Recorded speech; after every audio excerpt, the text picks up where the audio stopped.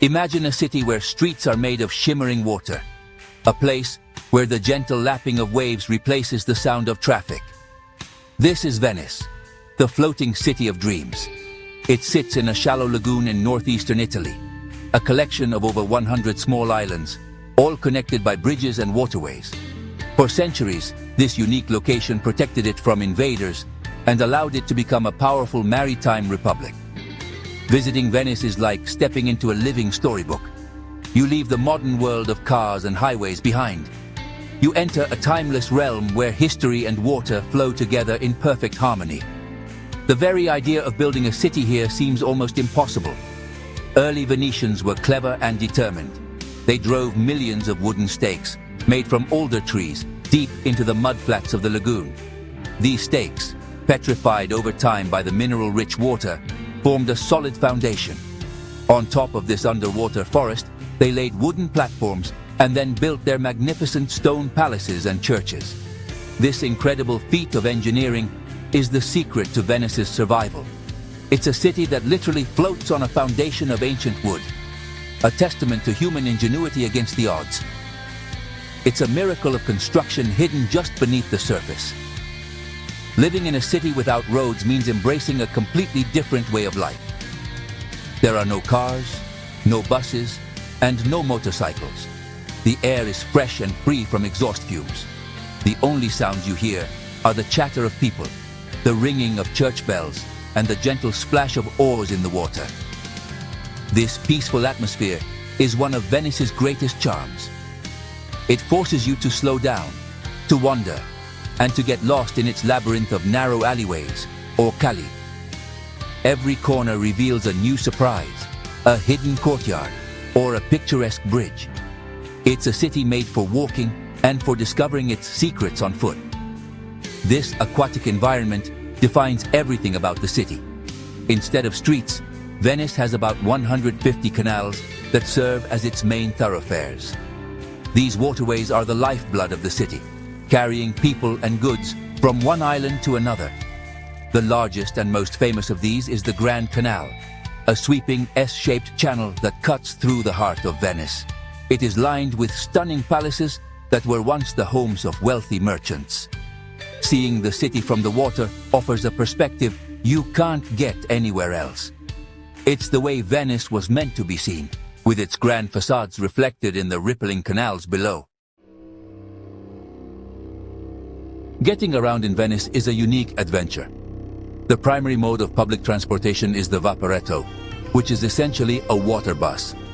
These boats chug along the Grand Canal and other major waterways, making stops at floating platforms. It's how Venetians commute to work, go shopping, and visit friends. For a more personal and scenic journey, you can hire a water taxi, which is like a private motorboat that can zip you quickly through the canals. But the most iconic Venetian boat is, of course, the gondola. These long, elegant black boats are a symbol of the city itself.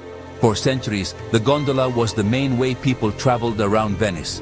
Today, they are mostly used for romantic tours, offering visitors a magical view of the city from a low, leisurely perspective. A gondolier dressed in a traditional striped shirt stands at the stern and expertly navigates the narrow canals with a single oar. Gliding silently under ancient bridges and past weathered buildings is an unforgettable experience. The gondoliers often share stories about the city's history or even sing a traditional song.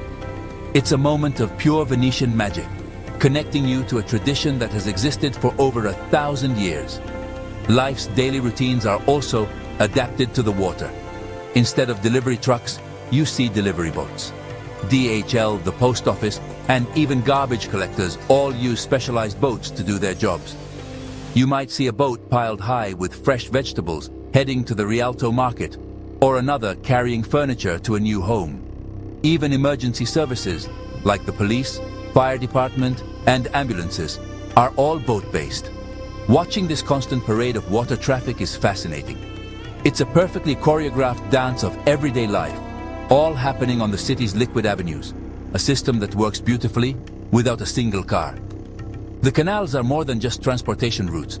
They are the center of social life. Venetians have a deep connection to the water that surrounds them. They learn to navigate its rhythms from a young age. Many families own their own small boats, just as people elsewhere own cars. On a sunny afternoon, you'll see locals out on the lagoon, fishing or simply enjoying the sea breeze. The water is a source of livelihood, a means of travel, and a constant, beautiful presence in their lives. It shapes their culture, their food, and their very identity. Living in Venice means living in harmony with the tides. At the heart of Venice lies one of the most beautiful squares in the world, St. Mark's Square, or Piazza San Marco. Napoleon once called it the drawing room of Europe.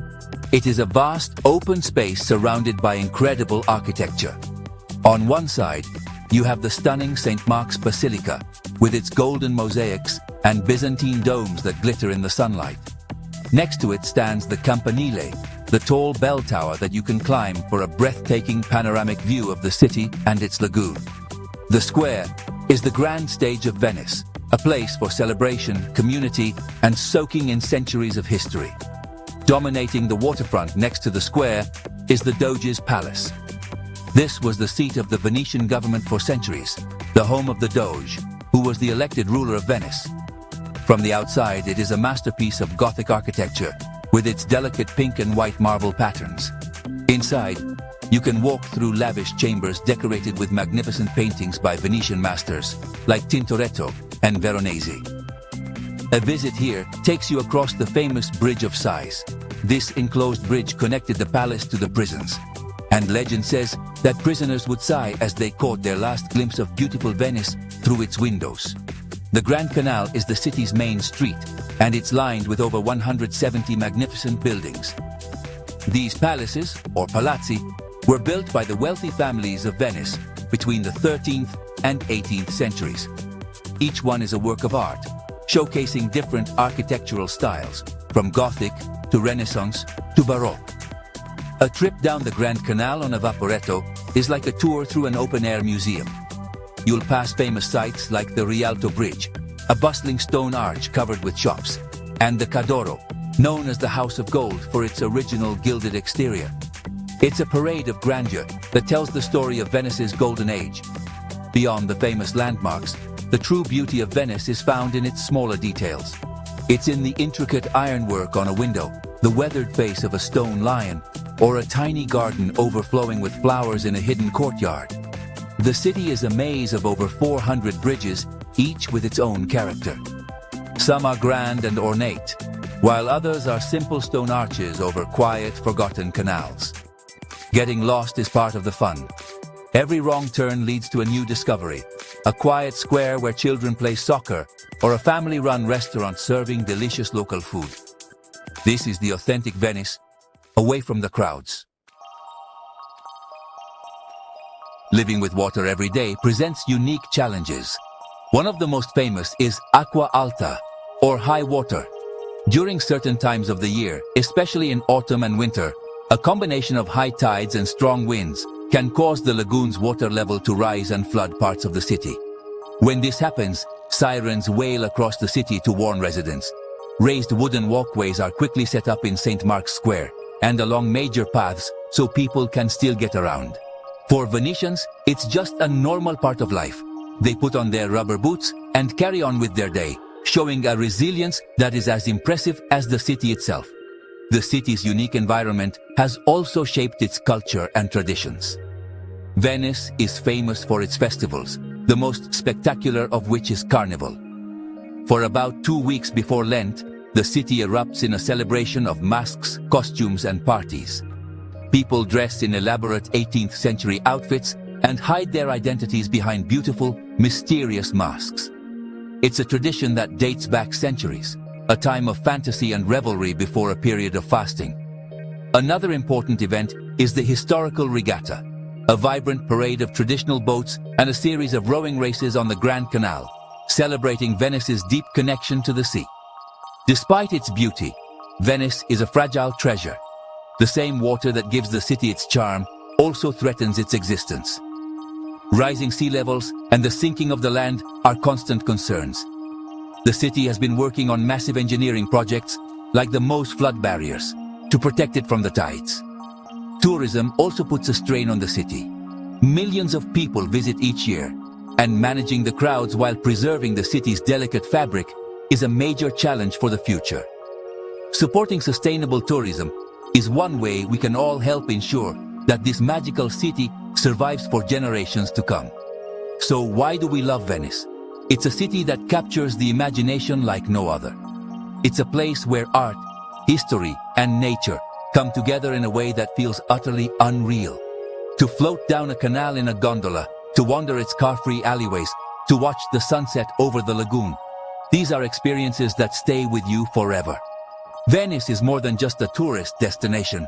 It is a testament to the human spirit's ability to create beauty in the most unlikely of places. It is a floating dream, a city that reminds us that with enough creativity and heart, even the impossible can be brought to life.